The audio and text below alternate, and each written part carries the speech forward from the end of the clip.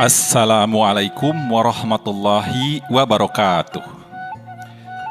Para wargi kaum dangu netizen sadayana, patepang dangu deui sareng dongeng Sunda ti Capruk Radionet. Anu danget ayeuna nuju neraskeun hanca carios Balad Siluman karya Rudiansah.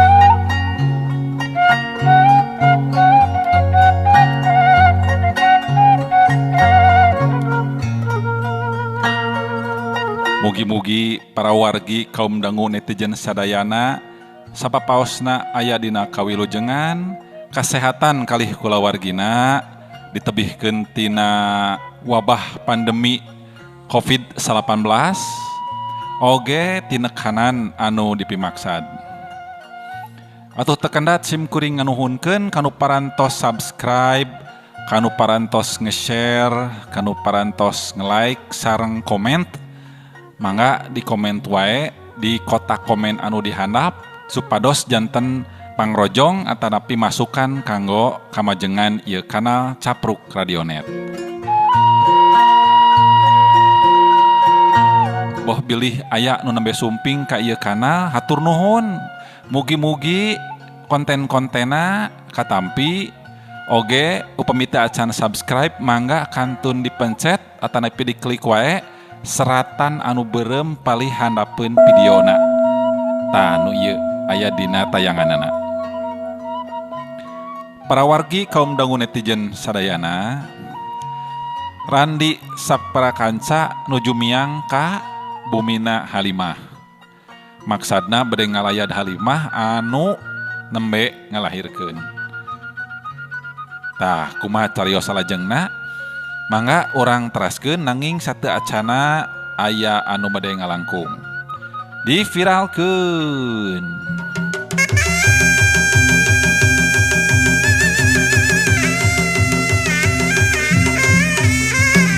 Hiat. Beureup Kimang Kurat ngahiuk murupali pisan wisang geni. Tapi wisang geni lain jawara jore-jore. Manehna kungsi ngiluan diklat di paguron macan coklat. Narima serangan siga kitu teh ukur ngagilekeun turna saeutik. Hus, hiuk geplos. Beureub Kiroja Seni nenggel angin. Wisang geni rikat ngasupkeun beureupna kana cangkeng kitunggul oyag. Hiuk deus. Dalig-deug. Kirompa ngadalig-deug keuna ku panenggel ajian tumpang sari. Sabot keur kitu. Gelak. Nu baca. Nu baca. Eureun. Nu bener ieu teh. Aing teh ngalawan Kimang Kurat, ngalawan si Kiroja Seni, ngalawan Kitunggul Oyag, Kirompa, nah ganti-ganti wae atuh teh tokoh lawan aing teh. Nya itu dongengna kala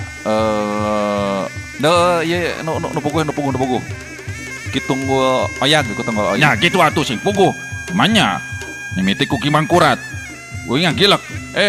Kalakah Kiroja Seni aduh kumaha ieu teh. Sok lanjutkeun. Sok lanjutkeun. Sanggeus ditenggel ku Wisang Geni.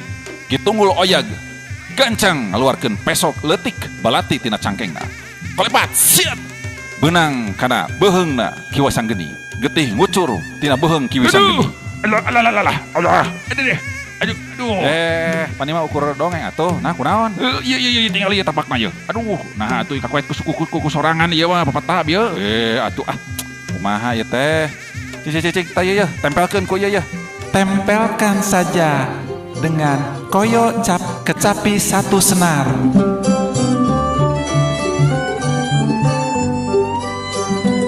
Koyo kecapi satu senar telah lama terbukti berhasiat menyembuhkan berbagai macam luka. Luka gores, luka parut, luka bakar, luka bacok, luka patah tulang, dan luka-luka lainnya termasuk luka hati.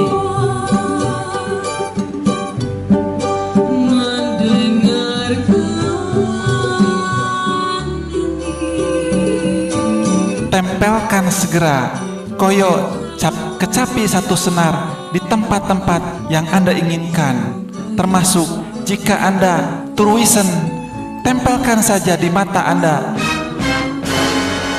Niscaya mata Anda akan perih dan semakin bengkak.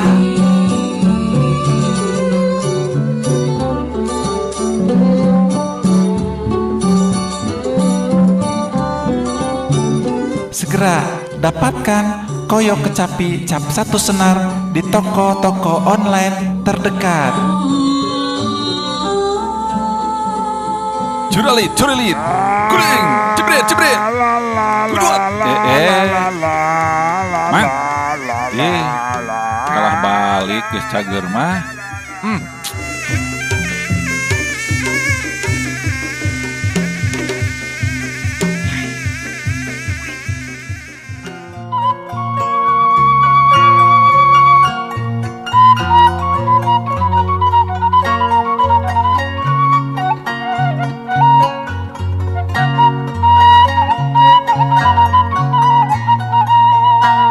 Gancangna carita, rombongan Randi kabeh geus tarepi ka tempat anu dituju.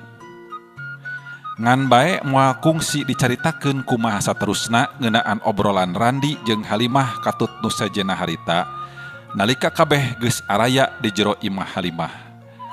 Jin Batara Kala geus hasil ngareka perdaya pikiran jeung pandangan Randi sapara kanca anu saolah-olah eueuh hal anu aneh di imah Halimah. Urang jojo ringkesna ieu carita langsung sambung ku nyaritakeun kaayaan di tempat sejen.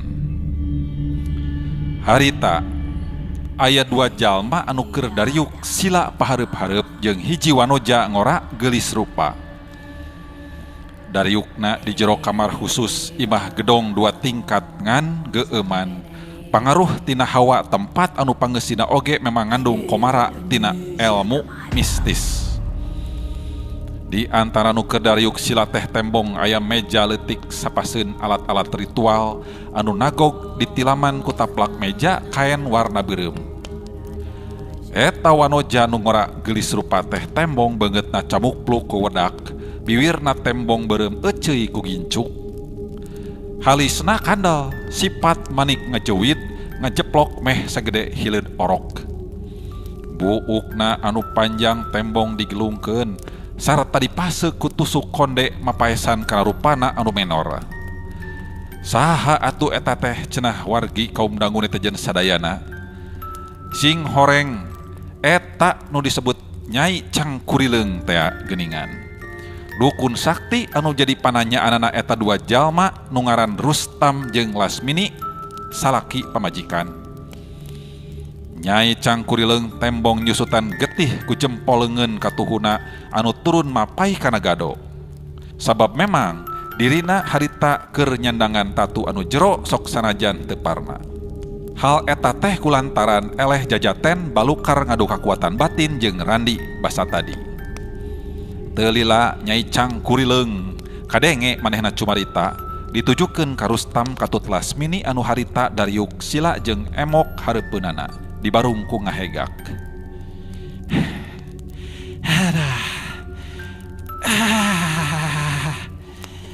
Aduh, hampura ieu kula sigana mah moal mampu mangsa ngalah jiwa jalma nu ngaranna si Randi. Lantaran tetela jalma nu ngaran Randi teh kawilang nyangking ilmu batin nu leuwih ti cukup. Aduh. Malah bisa disebutkeun pangartina eta jalma aya di sauluhureun kula sarta jujur kula sorangan geus teu sanggup pikeun nedunan kana kahayang aran jenduaan. Ceuk Nyai Cangkurileung ngomong tog moal sajujurna yen dirina geus moal sanggupeun deui pikeun nedunan kana pamentana eta 2 jalma. Sabab dirina rumasa teter ku Randi.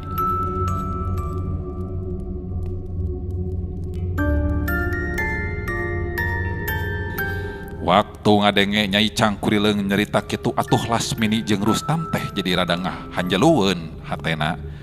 Ngan kituna teh Lasmini jeung Rustam teu bisa majar kumaha sabab duanana oge memang geus surti yen kamampuhanana Nyai Cangkurileung teh ngan sakitu buktina. Oh, Nyai Cangkurileung teh tos teu ngarasa sanggup kitu pikeun ngabirasakeun jiwana si Randi. Aduh, kumaha kuring atuh Nyai. Beureunan kuring teh anggar wae bakal kasaingan usaha ku manehna. sabrak manehna buka usaha mie ayam. Aduh, bentaseun jalan tempat usaha kuring. Ngajadikeun warung sangu kuring oke jadi sepi nyai. Pokna Rustam anu leuwih teu heula cumarita sembung ngalimba. Bener pisan Rustam. Ayeuna kuring memang geus teu sanggup pikeun ngabinasakeun si Randi. Anu aya nah kadon kuring anu bakal cilaka meureunana. Lamun seug kuring tetep maksakeun diri ngalaksanakeun karep jeung kahayang aranjeun juaan. Jawab Nyai Cangkurileung tandes ngaku kana kekuranganana. Aduh, terus kumaha tuh kuring nyai? Nah tanya deui cara sejen pikeun bisa ngalumpuhkeun usaha si Randi. Sok atuh nyai bantu kuring sapinuhna nyai. Soal mahar mah teu kudu cangcaya. Sabab kuring jeung pamajikan kuring geus siap pikeun ngaluarkeun biaya saloba-lobana. Jeung keun bae lah nyai. Si Randi teu kudu terus dipaehan. Cukup usahana wungkul anu kudu lumpuh. Cek Rustam ngeukehan hayang dibantu ku Nyai Cangkurileung sapinuhna. Kumaha wae carana asal tinekanan tur siap ngeluarkeun biaya saloba-lobana asal Randi menang nasib sial. Lasmini penasaran lamun teu milu ngomong, gancang manehna mairan ku caritaan. Bener pisan nyai. Pokona mah nyai ulah setengah-setengah dina ngabantu kula warga kuring nyai. Kunaon bae carana asal usaha kuring duaan bisa lancar ye nyai. Keun bae si Randi tetulus dipaehan oge. Nya ari kitu kahayang aranjeun duaan mah hek teh teuing. Kukula pasti bakal dibantu deui sapinuhna. Jeung cara mangsa hayang ngelumpuhkeun tempat usahana si Randi pasti bakal dibere nyaho kukula kumaha cara-carana. Ngan kade eta kabeh estuh henteu sagawayah dilakukeun sabab kabeh memang aya syaratna. Memang syaratna teh naon wae kitu nyai? Cik gancang bejakeun ka diri kuring duaan ayeuna. Naon bae syaratna teh? Kuring hayang gancang granyaho? Cek Lasmini tuluy tumanya lantaran panasareun pisan. Syaratna mah gampang Lasmini. Oke, you Rustam dengarkan. Ye, syaratna teh taya deui, anjeun kudu mawa sasajen ka dieu di antara nawai aya 2 syarat. Catet. Syarat anu munggaran nyaeta anjeun kudu mawa kalapa hejo atawa dewegan samanggar. Kade kalapa hejo, lain anu beureum, lain anu koneng, lain anu biru, komo anu ungu. Lain nanaon moal manggih. Tah samanggarnya ulah leuwih, ulah kurang, sarta syarat anu kaduana ye kade ulah reuas. Nyaeta anjeun kudu daek ngali kuburan anu maotna can meuntas ti 40 poe 40 peuting. Lamun geus meunang gancang laan boehna, bulikiran awakna. Bae, rek awewe rek lalaki oge, teu penting. Mayit anu dikali engke ulah tepikeun ka anu geus meuntas ti 40 poe 40 peuting. Ti waktu manehna dikurepkeun. Sarta ala boehna. Oke? Ala boehna.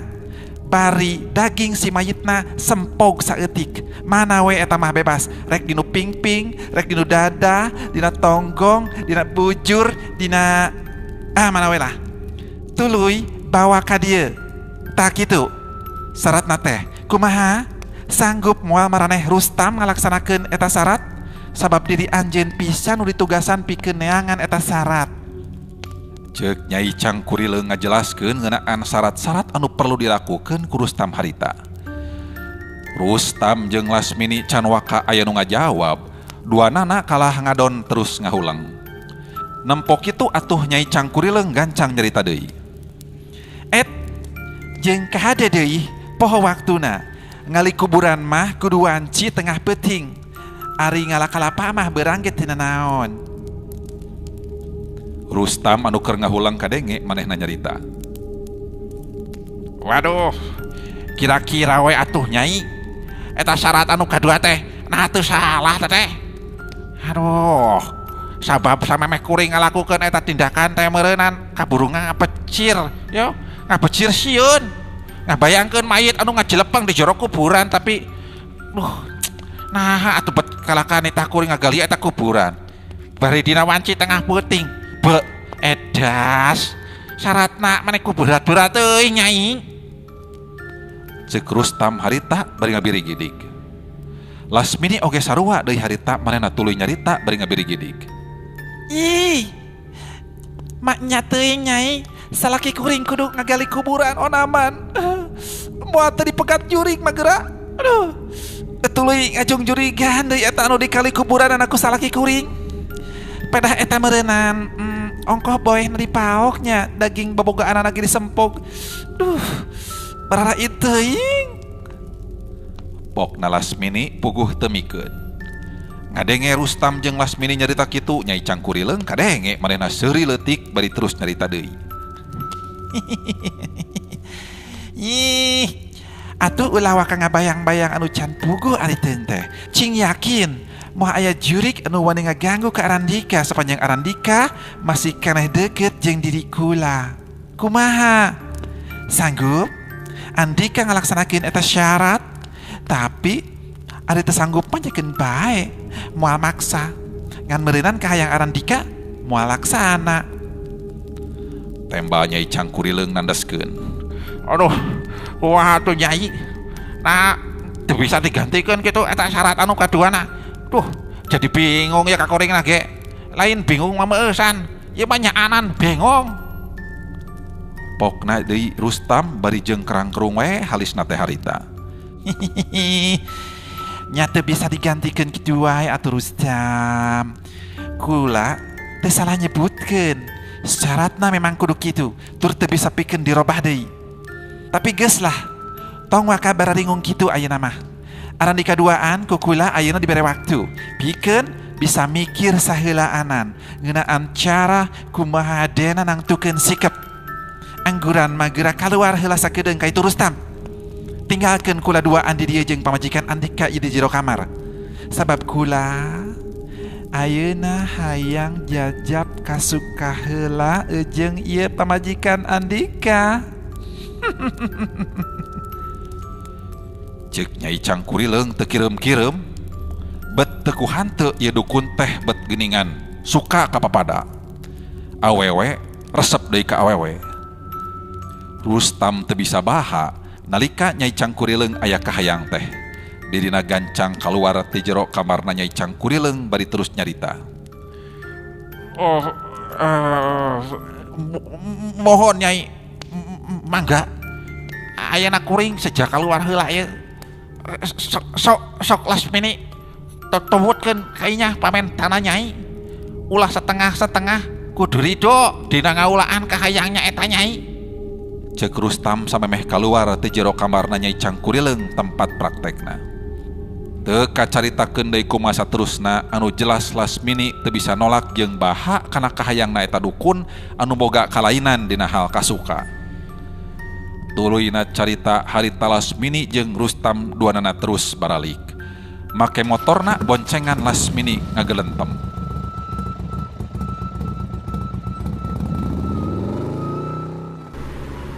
Nyaanya akang mah tega ka abdi teh. Teu boga hate, teu boga perasaan. Ridho we sigana teh. Pamajikan dipake pamuas nafsu ku eta dukun. Sakitu rarengosna teh geuningan leuwih ti lalaki. Galeuh. Akang mah siga nu atoh. Matak abdi mah teu suka akang. Terido. Lasmini tuluy bakatut haseum manehna tuluy keheul kanu jadi salaki. Ambek kacida. Dumeh eta dirina bet diridokeun wae ku salaki anu tiap meh manehna duaan unggah kaimanan Nyai Cangkurileung. Lasmini teh teu meunang teu kudu we daek ngalayanan kana kahayangna eta dukun. Nah, bet seri. Bener akang mah atohnya. Nempo abdi digugulung. Digulang gaper eta ku eta dukun. Lasmini beki keheuleun wae hatena sigana teh. Lamun kongang mah hayang mepek pundukna Rustam ngan sieun cilaka. Sabab dirina sadar harita keur aya di perjalanan jabaning loba kendaraan. Lain kitu atuh Nyai. Pugu akang oge sarua. Teu penuju ari hate mah ku sifatna eta dukun. Maknya teuing atuh awewe resep ka awewe. Coba. Apanan ngaco ari nu kitu teh.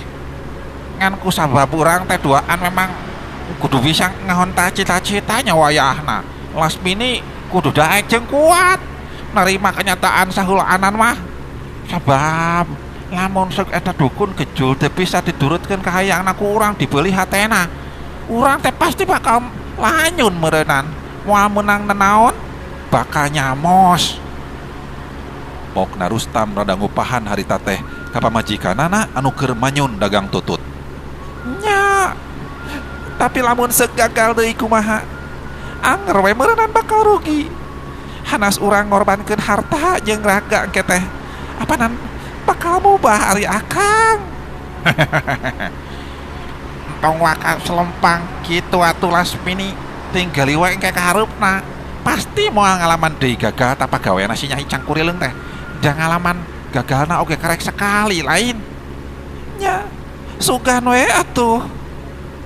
Ceuk Lasmini ngawalon pondok bangun nu geus mung ngalobakeun deui omong. Sedengkeun ari Rustam ngan ukur nyenghel we harita teh siri leutik. Resep lamun seug nempo pamajikanna keur ngambek teh. Ceunah mah mungguh nambahan kagelisanana.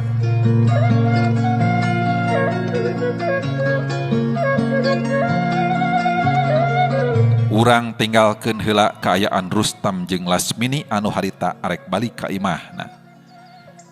Ayeuna urang kocapkeun deui kumaha kaayaan Randi sakulawarga anu kacaritakeun geus tarepi ka lemburna Macioh saenggeusna ti imah Halimah. Aleuh. Coba itu. Eta warga anu ngabring bari mawa pasaran. Anu jolna ti pakarangan imahna Macioh. Nah, nya, aduh, moal gitu, aduh, eta Macioh ayeuna maot. Ceuk Randi dina jero hate anu ngajantang gigireun mobil pangheulana kaluar. Kang Randi, laras tujuan urang teh ka dieu Kang? Geuning siga aya nu maot? Sahanya? Tanya Kartika anu karak bijil ti jero mobil. Bener pisan Kartika. Urang teh niat arek nuju ka dieu. Malah imahna Macioh tanya eta pisan tuh nu itu tuh. Tapi ngan duka teuing kumaha ieu teh. Nah maot atau kumaha da eta pakarangan imahna Macioh teh bet loba warga anu lempang jeung ngagotong pasaran geuning. Tuh tembo. Ceuk Randi anu harita gancang ngajawab. Kumaha atuh mun nya Macioh teh maot? Meureunnan urang teh gagal Kang. Moal bisa nagih janji ka manehna? Tembal Kartika di barung jeung Hanjelu. Sedengkeun ari Randi kadenge manehna ngomong deui. Aduh. Nyakeun we heula anan Kartika. Cing tenang heula. Ulah waka tagiwur kitu. Teu nyaho bisi lain Macioh anu maot teh. Angguran mah urang tungguan we heula anan di dieu Kartika. Sabab ceuk ijiran akang eta nu ngagotong mayit teh pasti bakal ngaliwat ka dieu geura. Tetela ijiran Randi teh teu nyalahan. Sabab abringan jalma anu keur ngagotong mayit digiringkeun ku warga teh bener ngaliwat ka hareupeun manehanana. Antara sora lengkahna jalma tur anu maca la ilaha illallah harita reang disada muguh ngageterkeun kana hate Randi katut anu sajena harita. Randi megat salah saurang warga anu lempang pangsisina sarua ngabring ngagiringkeun anu keur ngagotong pasaran eusi mayit. Gancang ngacarita Randi geus nampa beja harita teh. Di warga anu bieu ditanya yen anu maot teh memang bener Macioh. Antukna Randi katut anu sejena bring baralik deui ka lemburna sabab geus puguh jalma anu jadi jug-juganana geus tilar dunia.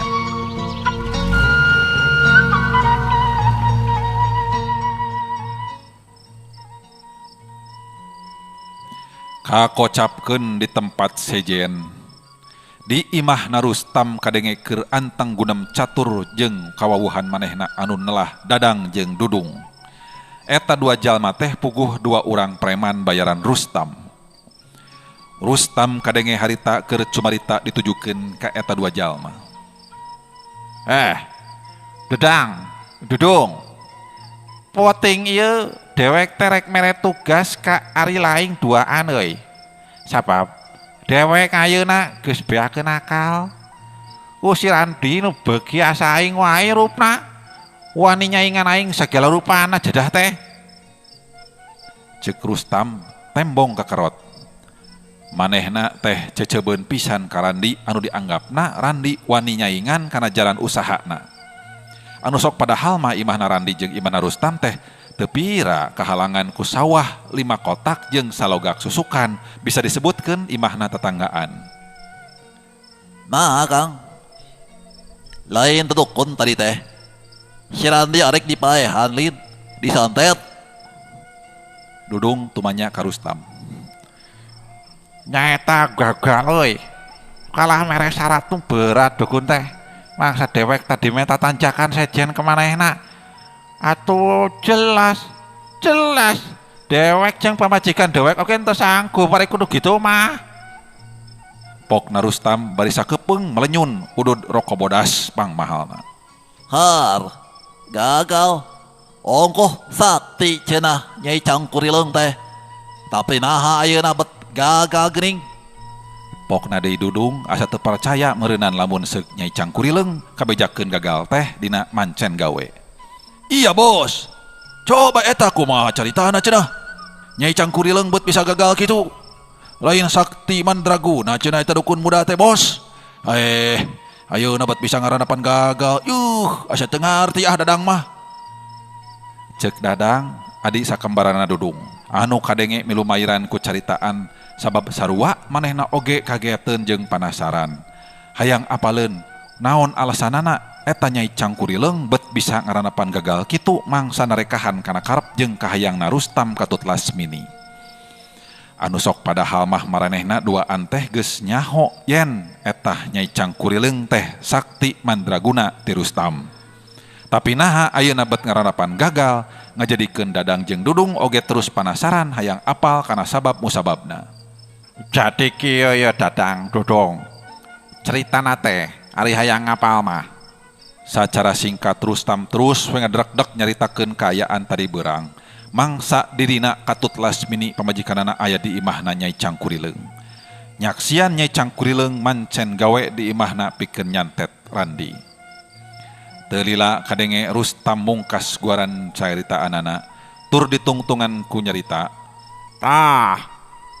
Kitu euy, jujutana teh. Lebah dieuna dewek oke jadi ngarti.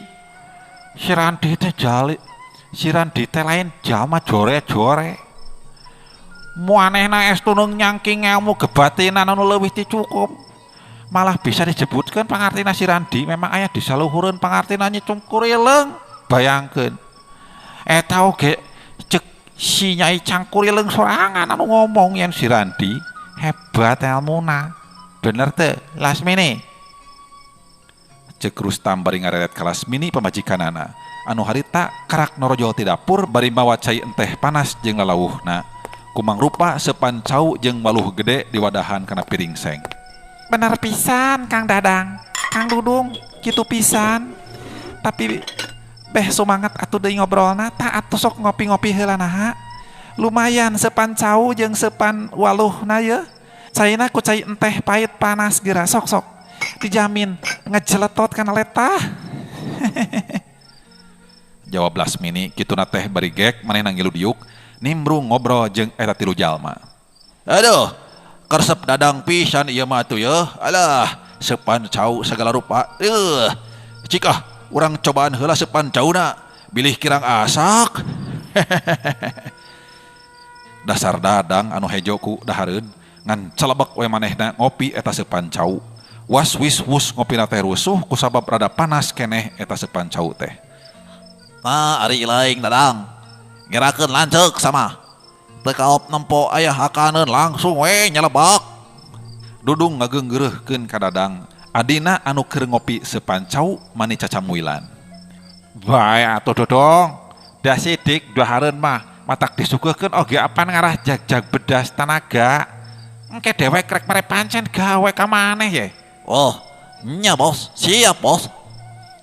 Tadina kuring teh era tiap kali disuguhan wae. Ari ayeuna can apal tugas nanaon diheulakeun barang dahar. Cik atuh bos, geura sebutkeun bos. Naon tugas teh? Kuring siap pikeun ngabantu. Salianti engke kuring duaan nganter akang pikeun ngagali kuburan. Dudung terus tumanya. Kieu ieu dong. Dedang. Ora kepkeun.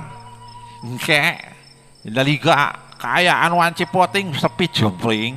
Urang tiluan. Urang ngalaho ka tempat warung mie ayam nasi Randi. Terus urang ngalakukeun tindakan ngeduruk warung nasi Randi. Pokona mah kudu hasil. Pokna Rustam anu memang boga niat jahat ka kulawargana Randi. So Kang Dudung, oge Kang Dadang. Tah eta tugas ti salaki kuring, bieu kudu gancang dilakukeun ku akang duaan. Ngarah tempat usaha nasi Randi buru-buru bangkrut. Mungguh Rustam jeung Lasmini siga anu kasetanan. Jadi latwe poho kana Purwadaksi, hatena kiwari leungit rasa kamanusaanana. Gara-garanya eta timuru kana milik batur. Pedah Randi jalma anyar pinanggih ngumbara di lembur manehna, terus buka usaha kalayan maju dianggapna teh nyaingan manehanana we, padahal mah lain. Dudung jeung Dadang maranehna kadenge saleuri ngadung harti bari sirahna ungut-ungutan sabab Dadang jeung Dudung mah aratoheun pisan tiap aya nu nitah kitu teh lantaran geus jadi kaulinan maranehanana. Ari sabab Dadang jeung Dudung loba pisan injem tanagana ku jalma loba khususna jalma jegud anu boga hasud goreng ka batur. Pirani tah nu kitu geuning. Alah, pohara gampang eta mah bos. Pokna Dudung estu ngagampangkeun nakar manehna pinuh ku percaya diri. Para wargi kaum dangu netizen sadayana rupina carios balad siluman cag deui ka dieu heula. Kumaha terasna eta rencana jahat Rustam Karandi teh. Sareng kumaha carios salajengna ngeunaan Nyi Cangkurileung. Mangga teras manco dina ieu dongeng balad siluman ti Capruk Radionet. Mugi-mugi aya hiburan, aya mangpaat sareng hikmah anu tiasa dicandak tina ieu dongeng anu dipedar. Bilih aya nu kasabit nami nuju alit kasebat asma dewasa mung kaleresan wae sanes kenging haja-haja. Sim kuring tekendat nada dihapunten kana sagala rupi kakirangan sareng kalepatan salami medar ieu carios. Sim kuring sejamit mundur. Wabillahi taufik wal hidayah. Wassalamualaikum warahmatullahi wabarakatuh.